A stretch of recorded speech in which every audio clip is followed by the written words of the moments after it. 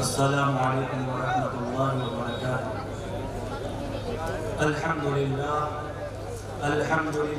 نحمده ونستعینه ونستغفره ونؤمن به ونتوکل علیہ ونعوذ باللہ من شرور انفسنا ومن سیئات اعمالنا من يهده الله فلا مضل له ومن يضلل فلا هادي له ونشهد أن لا إله إلا الله وحده لا شريك له وأشهد أن محمدا عبده ورسوله أرسله بالحق بشيرا ونذيرا أما بعد فأعوذ بالله من الشيطان الرجيم بسم الله الرحمن الرحيم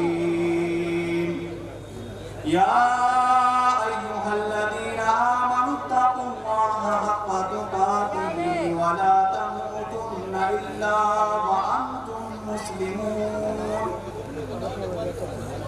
يا أيها الناس اتقوا ربكم الذي خلقكم من نفس واحدة وخلق منها زوجها وبث منهما رجالا كثيرا ونساء واتقوا الله الذي تساءلون به والأرحام إن الله كان عليكم رقيبا يا أيها الذين آمنوا اتقوا الله وقولوا قولا سديدا يصلح لكم أعمالكم ويغفر لكم ذنوبكم ومن يطع الله ورسوله فقد فاز فوزا عظيما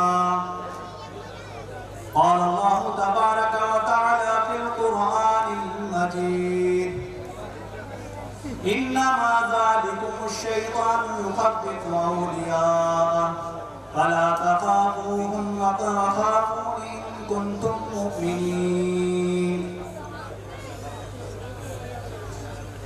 اس مجلس کے صدر محترم فضیلت الشیخ حضرت مولانا محمد ہارون سنابلی ناظم عمومی مرکزی جمعیت اہل حدیث اسٹیج پر موجود نہیں ہیں لیکن ہمارے درمیان موجود ہیں۔ تھوڑی بیماری کی وجہ سے اسٹیج پر تشریف نہیں لائے، اس لیے ہم ان کے لیے دعا کرتے ہیں کہ اللہ رب العالمین کو صحت و عافیت سے نوازے۔ اسٹیج پر تشریف ناظم جلسہ حضرت مولانا محمد راشد اثری صاحب اور حضرت مولانا عبدالمالک ریاضی صاحب اور دیگر علماء کرام، اسی طرح میرے سامنے بیٹھے ہوئے معزز سامعین کرام، پردہ نشین ماں اور بہنوں، عزیز ساتھیوں، میں نے خطبہ مسمونہ کے بعد قرآن کریم کی ایک چھوٹی سی آیت تلاوت کی ہے جس کا تعلق اللہ رب العالمین کے خوف سے ہے۔ آج ہم جس معاشرے میں جی رہے ہیں، سانس لے رہے ہیں، انتہائی خطرناک ہے۔ آج ہم جس طرف بھی نظر دوڑاتے ہیں لوگ شیطان کے چیلے نظر آتے ہیں، شیطان کے حواری مواری نظر آتے ہیں، شیطان کے اغوا کیے ہوئے لوگ نظر آتے ہیں۔ آج لوگوں کے دلوں سے اللہ کا خوف نکل گیا، اللہ کا ڈر نکل گیا، خشیت نام کی کوئی چیز نہیں ہے۔ میرے بھائیوں، آج کے اس اجلاس میں میں جس ٹاپک کی وضاحت کروں گا وہ ہے اللہ کا خوف۔ اس لیے دعا کرتا ہوں اللہ تعالیٰ مجھے حق بات کہنے اور ان باتوں پر ہم سب کو عمل کرنے کی توفیق عطا فرمائے۔ حضرات، اللہ تعالیٰ فرماتا ہے انما ذالکم الشیطان، بے شک وہ شیطان ہے، یخوف اولیاء، جو آپ کو اپنے ساتھیوں سے، اپنے دوستوں سے ڈرا رہا ہے، اپنے جگری یاروں سے ڈرا رہا ہے۔ فلا تخافوہم، ان لوگوں سے ہرگز مت ڈرنا، وخافونی، مجھ سے ڈرنا، ان کنتم مومنین، اگر تم ایمان والے ہو، اگر تم اللہ پر ایمان رکھتے ہو۔ اگر آپ کو معلوم ہے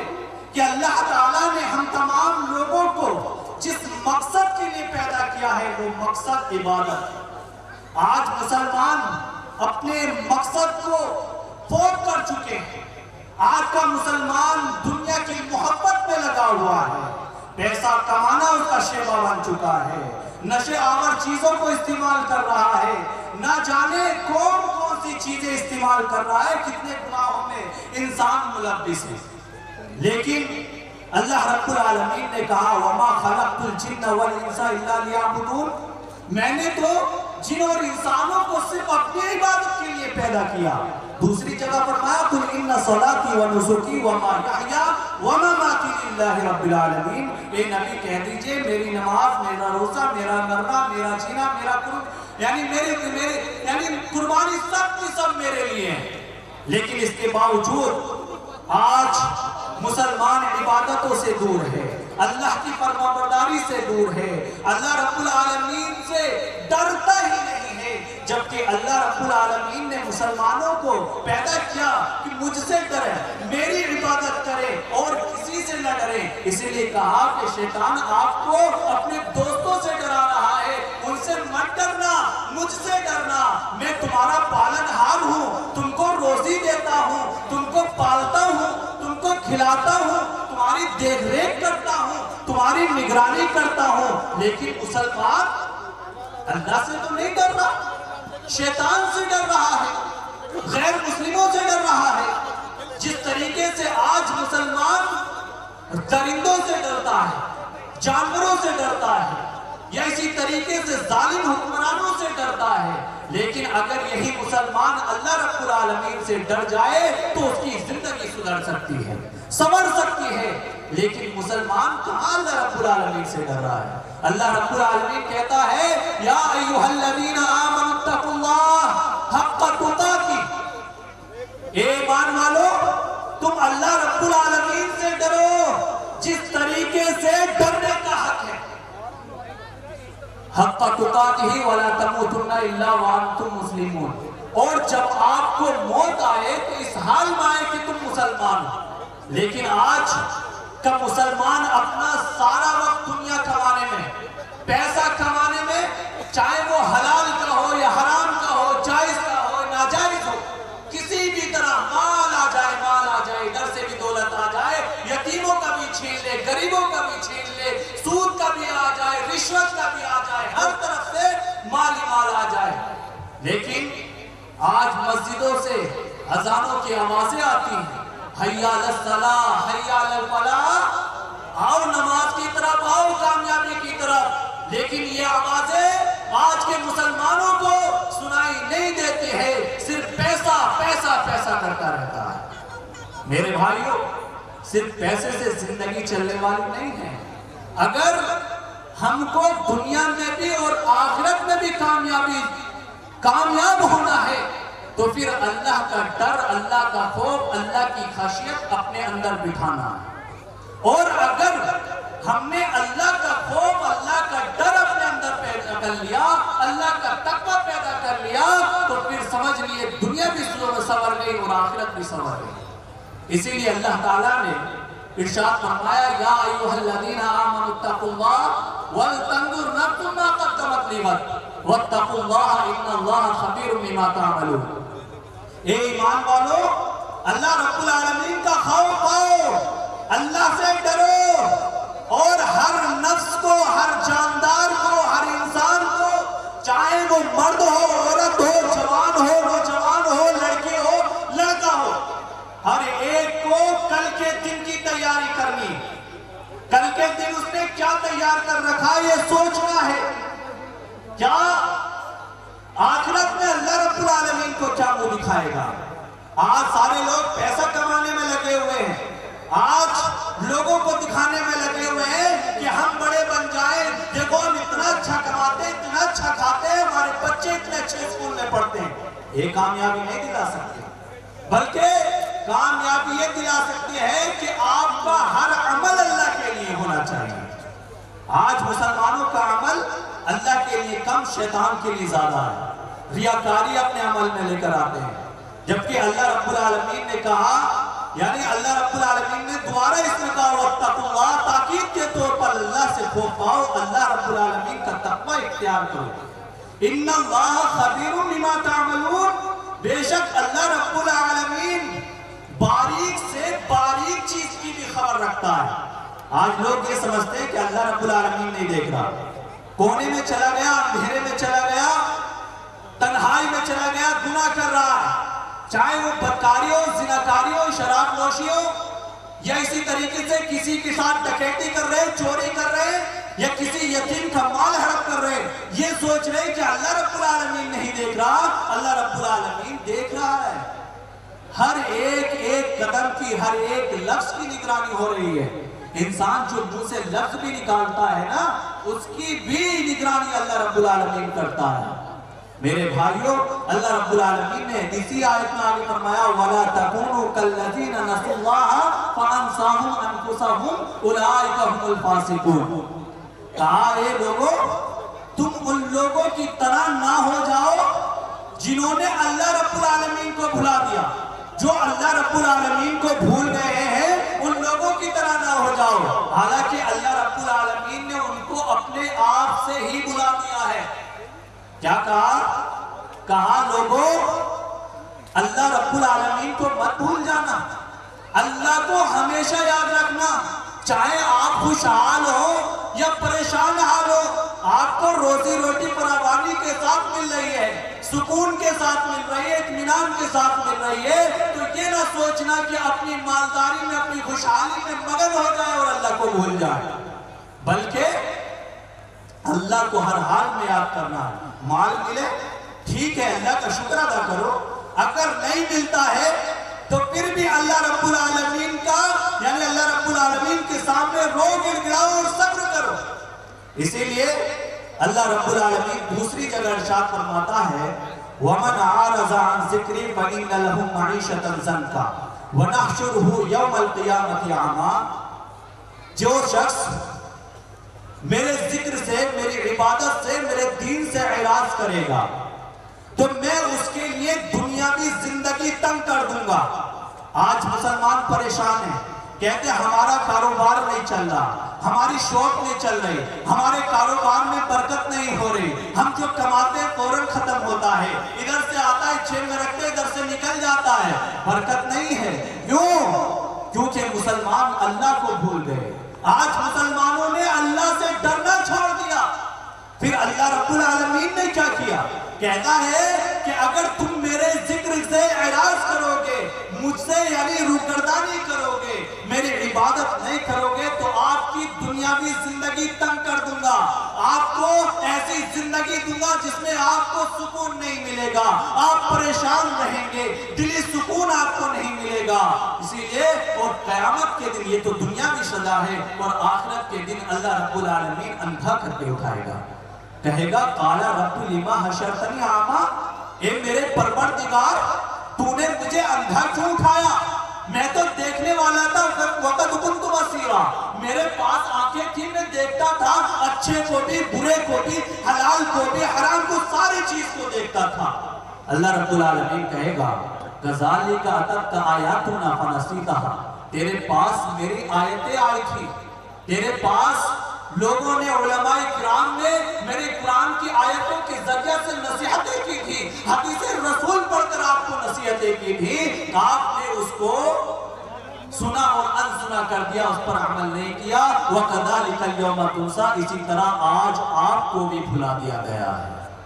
میرے بھائیوں، اگر ہم چاہتے ہیں کامیابی، کامرانی، دنیا میں بھی آخرت میں بھی، تو اللہ کا ڈر اپنے اندر بٹھانا ہوگا، اللہ کا تقوی اختیار کرنا ہوگا. اور اسی لیے اللہ تعالیٰ کہتا ہے وَمَن يَتَّقِ اللَّهَ يَجْعَل لَّهُ مِنْ أَمْرِهِ يُسْرًا.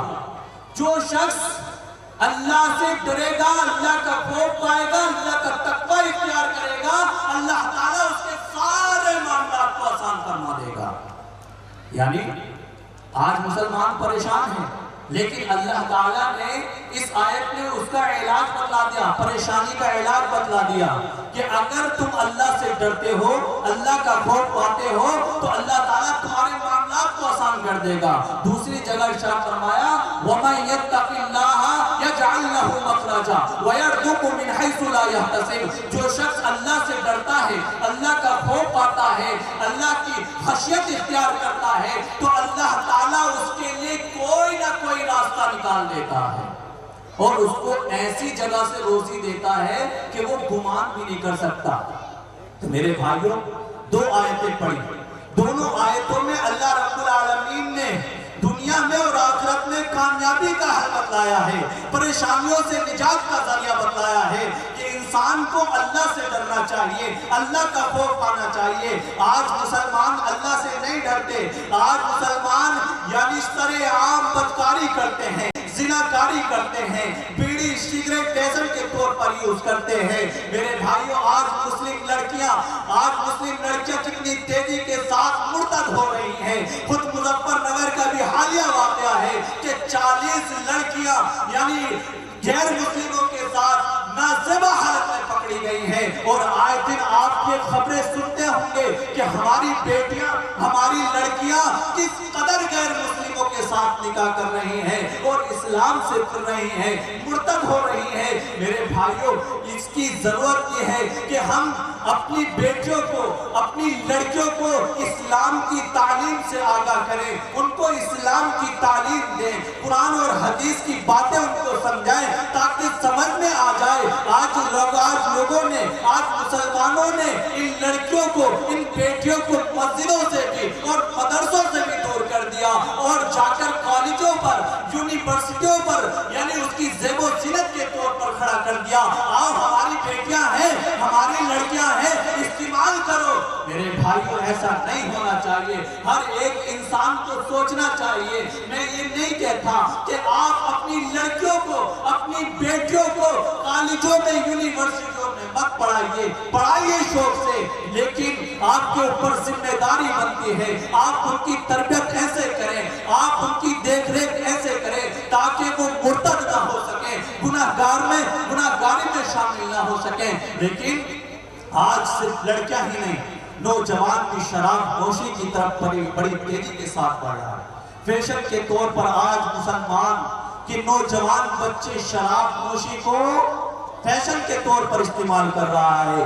اسی طرح زناکاری کو، حرام مال کو، سودی لین دین کو، والدین کے ساتھ نافرمانی کرنے کو، رشتہ داری کے ساتھ، رشتہ داروں کے ساتھ بدسلوکی کرنے کے لیے آج مسلمانوں نے یعنی اپنے ان گناہوں کو گناہ نہیں سمجھتے۔ مسلمانوں نے ان تمام گناہوں کو اپنا شیوا بنا لیا ہے۔ اور یاد رکھیے، میں یہ نہیں کہتا کہ ہم مسلمان ہیں تو گناہگار نہیں، ہم مومن ہیں تو گناہگار نہیں۔ اللہ کے نبی صلی اللہ علیہ وسلم کے علاوہ اس پورے روئے زمین پر سارے کے سارے لوگ خطاکار ہیں، گناہگار ہیں۔ اللہ کے رسول صلی اللہ علیہ وسلم نے فرمایا، کل بنی آدم خطاؤن وخیر الخطائین التوابون۔ بنو آدم یعنی آدم علیہ السلام کی ساری اولاد، چاہے وہ لڑکے ہو یا لڑکیاں، مرد ہو یا عورتیں، ساری کی ساری خطاکار ہیں، گناہگار ہیں، سیاہکار ہیں۔ لیکن سیاہکاروں میں، گناہگاروں میں سب سے بہتر وہ شخص ہے جو سب سے زیادہ توبہ کرنے والے ہیں۔ آج مسلمان بے شمار گناہ کر رہے ہیں۔ جس ماحول میں ہم جی رہے ہیں، جدھر دیکھو ادھر یعنی نوجوان گناہوں میں ملوث نظر آتا ہے۔ میرے بھائیوں، آج ہم گناہوں کا احساس نہیں کر پا رہے ہیں، گناہوں کو محسوس اپنے اوپر نہیں کر پا رہے، لیکن محسوس ہوتا ہے۔ گناہوں کا احساس انسان کو اس وقت ہوتا ہے جب ان گناہوں کی وجہ سے، ان لفظوں کی وجہ سے، اس سیاہکاری کی وجہ سے یعنی جب آفتیں، آسمانی آفتیں اس کے اوپر آ جاتی ہیں، کسی بیماری سے، کسی پریشانی سے، کسی تکلیف سے جب انسان دو چار ہو جاتا ہے، کسی تکلیف میں یعنی ملوث ہو جاتا ہے، پھر سوچتا ہے کہ میں نے فلاں گناہ کیا تھا، میں نے فلاں جگہ پر فلاں گناہ کیا تھا، فلاں جگہ پر فلاں کی غیبت کی تھی، فلاں جگہ پر چغلی کی تھی، فلاں جگہ پر یتیم کا مال ہڑپا تھا، فلاں جگہ چوری کی تھی، فلاں جگہ ڈاکہ جنی کی تھی، فلاں جگہ لڑکی کی عزت پر یعنی داغ ڈالا تھا، لڑکی کی عزت پر حملہ کیا تھا۔ اس وقت یاد آتا ہے جب ہمارے اوپر آسمانی آفتیں نازل ہو جاتی ہیں۔ اسی طریقے سے حضرت عبداللہ بن مسعود رضی اللہ تعالیٰ عنہ کا مشہور قول ہے، کہتے ہیں ان المؤمن یری ذنوبہ کأنہ قاعد تحت جبل یخاف ان یقع علیہ، کہ ایک مومن اپنے گناہوں کو یوں محسوس کرتا ہے جیسے وہ کسی پہاڑ کے نیچے بیٹھا ہو اور اس کو یہ ڈر ہو کہ یہ پہاڑ ابھی میرے اوپر گر پڑے گا، میں ہلاک اور برباد ہو جاؤں گا، کسی کام کا نہیں بچوں گا، ہلاک اور برباد ہو جاؤں گا۔ یعنی ایک مومن اپنے گناہوں کو یوں محسوس کرتا ہے کہ یعنی اگر میں فلاں جگہ پر بیٹھا ہوں، فلاں کام یا فلاں گناہ میں کر رہا ہوں، تو پھر یاد رکھیے کہ ہو سکتا ہے اس کا نتیجہ اچھا نہ نکلے، اللہ تعالیٰ مجھے ہلاک اور برباد کر دے۔ لیکن ایک فاجر گناہگار انسان شخص کیا کرتا ہے؟ وَإِنَّ الْفَاجِرَ يَرَى ذُنُوبَهُ كَذْبَانٍ مَرَّ عَلَىٰ أَنفِهِ فَقَالَ بِهِ هَكَذَا۔ ایک فاجر گناہگار سیاہکار انسان اپنے گناہوں کو یوں محسوس کرتا ہے جیسے اس کے ناک پر مکھی آ کر بیٹھی، اس نے ہاتھ سے اشارہ کیا اور وہ اڑ کر چلی گئی۔ یعنی فاسق فاجر انسان جو ہوتا ہے گناہ پہ گناہ کیا جاتا ہے، گناہ پہ گناہ، کوئی ڈر نہیں سے اللہ کا، اسے نہیں معلوم کہ اللہ مجھے دیکھ رہا ہے، اللہ میری نگرانی کر رہا ہے، اللہ باریک سے باریک چیزوں کو جانتا ہے، میرے قدم کی نگرانی ہو رہی ہے، میرے منہ سے جو الفاظ نکل رہا ہے اس کی بھی نگرانی ہو رہی ہے، لیکن اس کو احساس نہیں ہے۔ کیوں؟ کیونکہ اس کے دل پر ایک سیاہ نقطہ پڑ گیا ہے، اس کے دل پر زنگ لگ گیا ہے۔ اللہ کے رسول صلی اللہ علیہ وسلم کہتے ہیں کہ جو شخص مستقل گناہ کرتا رہتا ہے، گناہوں میں ملوث رہتا ہے، اس کے دل پر اللہ رب العالمین ایک سیاہ چھوٹا سا نقطہ رکھ دیتا ہے، اور جب وہ گناہ کرتا رہتا ہے وہ نقطہ بڑھتا چلا جاتا ہے، بڑھتا چلا جاتا ہے، یہاں تک کہ پورے دل پر غالب آ جاتا ہے، پھر اسے نیکیوں کی توفیق نہیں ملتی ہے۔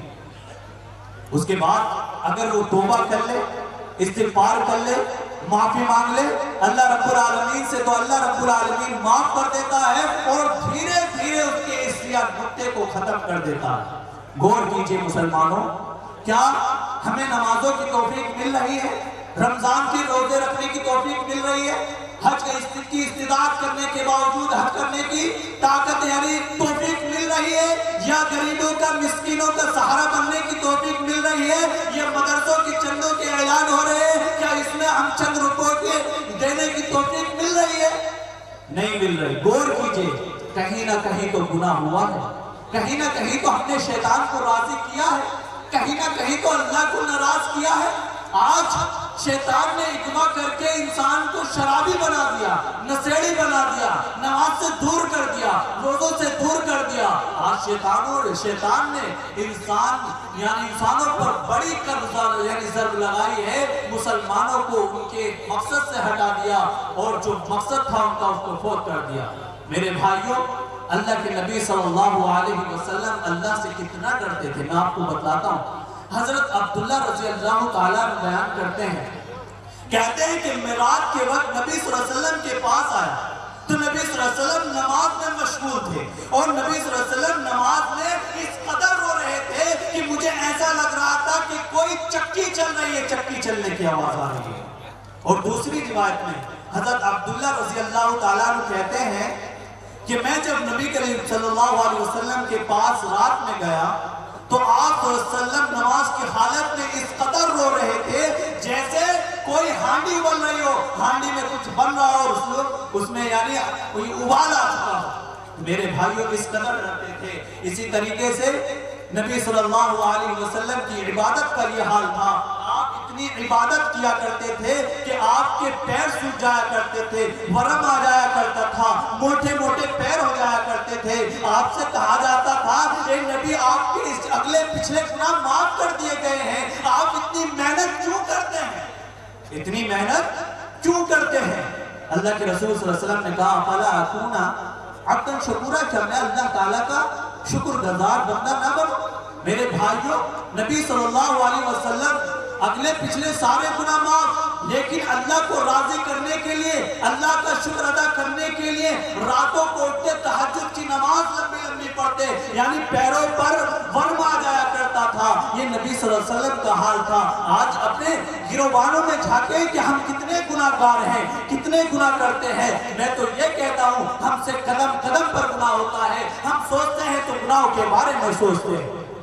اور نبی کریم صلی اللہ علیہ وسلم کے صحابہ کرام کے بارے میں بتلاتا ہوں کہ نبی صلی اللہ علیہ وسلم کے ساتھ رہنے والے، ہمیشہ نبی صلی اللہ علیہ وسلم کے ساتھی دوست حضرت ابو بکر رضی اللہ تعالیٰ عنہ، حضرت ابو بکر رضی اللہ تعالیٰ عنہ حاکم وقت حکومت چلا رہے تھے۔ آپ کا کاروبار یہ تھا کہ آپ بازاروں میں کپڑے بیچا کرتے تھے۔ آپ نے معمول کے مطابق، آپ خلیفہ وقت ہیں، معمول کے مطابق کپڑوں کی گٹھری اٹھائی، اپنے کندھے پر رکھی اور بازار کے لیے نکل رہے تھے بیچنے کے لیے۔ حضرت عمر بن خطاب رضی اللہ تعالیٰ عنہ مل گئے، کہا ابو بکر کہاں جا رہے ہیں؟ ابو بکر کہاں جا رہے ہیں؟ کہا میں بازار جا رہا ہوں اپنے ان کپڑوں کو بیچنے کے لیے تاکہ میرا گھر چل سکے۔ حضرت عمر کہتے ہیں اے ابو بکر رضی اللہ تعالیٰ عنہ، اگر آپ بازار میں جا کر کاروبار کریں گے تو پھر خلافت کو کون سنبھالے گا؟ اس کے بعد حضرت ابو بکر رضی اللہ تعالیٰ عنہ کے لیے بیت المال سے کچھ راشن مقرر کر دیا گیا۔ کچھ دنوں کے بعد ابو بکر رضی اللہ تعالیٰ عنہ کی بیٹی کا کچھ میٹھا کھانے کا من کیا۔ حضرت ابو بکر سے کہتی ہیں، درخواست کرتی ہیں کہ کچھ بازار سے لے آئیے۔ ابو بکر کہتے ہیں کہ آپ تو جانتے ہیں کہ ہمارے پاس اتنا کہاں ہے، گھر کا حال بھی مشکل سے چل پاتا ہے۔ اس کے بعد کچھ دنوں کے بعد حضرت ابو بکر کے سامنے آپ کی بیوی حلوہ رکھ دیتی ہے، حلوہ نوش کر یعنی حلوہ رکھ دیتی ہے، پیش کر دیتی ہے۔ حضرت ابو بکر رضی اللہ تعالیٰ عنہ کہتے ہیں آپ کو تو معلوم تھا ہمارے پاس کچھ نہیں، یہ حلوہ کہاں سے آیا؟ کہتی ہیں بیوی کہ ہم نے روزانہ یعنی تھوڑا سا یعنی جو راشن آیا کرتا تھا اس سے تھوڑا سا میں بچا لیا کرتی تھی، اسی سے میں نے حلوہ بنا لیا۔ حضرت ابو بکر رضی اللہ تعالیٰ عنہ کہتے ہیں کہ مجھے یعنی حضرت ابو بکر رضی اللہ تعالیٰ عنہ کہتے ہیں کہ اپنی بیوی سے کہ جو راشن بیت المال سے آ رہا ہے مجھے لگ رہا ہے کہ وہ ہماری ضروریات سے زیادہ ہے۔ اس کے بعد حضرت ابو بکر رضی اللہ تعالیٰ عنہ نے جو فالتو مال، جو زائد مال آ رہا تھا اس کی کٹوتی کر دی۔ تو میرے بھائیوں یہ تقویٰ تھا، یہ خوف تھا، یہ اللہ کا ڈر ہے۔ یہ میرا وقت پورا ہو گیا، ورنہ میں حضرت عمر رضی اللہ تعالیٰ عنہ کا بھی واقعہ سناتا، حضرت عثمان رضی اللہ تعالیٰ عنہ کا بھی واقعہ سناتا اور آپ کو یہ بھی بتلاتا کہ گزشتہ قومیں کس طریقے سے ہلاک ہو گئی۔ قوم عاد جس نے حضرت ہود علیہ السلام کو بھیجا، انہوں نے سمجھایا لیکن نہیں مانے، رسول کی اطاعت نہیں کی، اللہ سے نہیں ڈرے، تو پھر اللہ رب العالمین نے 7 راتیں اور 8 دن ایسی ہوا چلائی جو ہوا یعنی تیز ہوا کے جھونکے انہیں آسمان پر لے جاتے اور آسمان سے انہیں نیچے پھینکتے، ان کے سر تن سے جدا ہو جاتے اور اس طریقے سے وہ کھجور کے کھوکھلے تنے کے مانند گرے پڑے ہوتے۔ میرے بھائیوں، اللہ رب العالمین نے قوم سمود کو بھی ہلاک کیا، قوم لوط کو بھی ہلاک کیا، اصحاب الایکہ جو یعنی حضرت شعیب علیہ السلام کی قوم کے تھے ان کو بھی ہلاک کیا، فرعون کو بھی ہلاک کیا، حامان کو بھی، قارون کو بھی ہلاک کیا۔ اور یہ بھی یاد رکھیے شیطان کو بھی اللہ رب العالمین نے اپنی رحمت سے دور کر دیا، صرف اور صرف نافرمانی کی وجہ سے، معصیت کی وجہ سے۔ ان کو اللہ کا ڈر نہیں تھا، اللہ کا خوف نہیں تھا، اللہ کی خشیت نہیں تھی، اس لیے اللہ رب العالمین نے ان سارے لوگوں کو اس جہان سے نیست و نابود کر دیا، ظالموں کو خاتمہ کر دیا۔ یہ چند باتیں تھیں۔ اللہ رب العالمین سے دعا کرتے ہیں کہ اللہ رب العالمین ہم تمام لوگوں کو تقویٰ گزار بنائے، ہم تمام لوگوں کو قرآن و سنت کے مطابق زندگی گزارنے کی توفیق عطا فرما۔ جہاں مسلمان پریشان ہے اللہ تعالیٰ ان کی پریشانی کو دور فرما، آمین۔ وآخر دعوانا الحمدللہ رب العالمین، والسلام علیکم ورحمۃ اللہ۔